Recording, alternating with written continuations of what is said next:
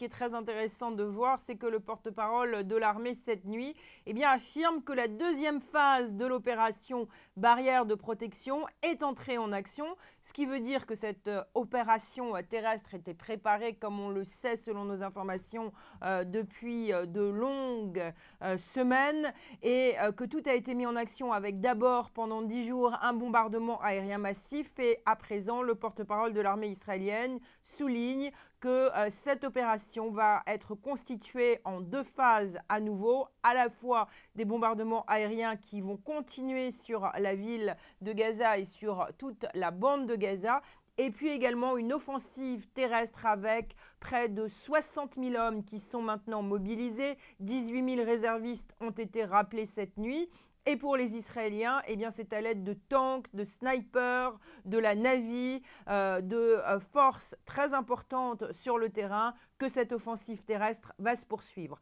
À noter que John Kerry, le secrétaire d'État américain, a téléphoné cette nuit au Premier ministre israélien Benjamin Netanyahou. Les Américains demandent aux Israéliens de faire attention aux civils, d'être précis dans leurs frappes, d'être sûrs que tout ira très vite. Les Israéliens, pour le moment, se refusent à tout commentaire.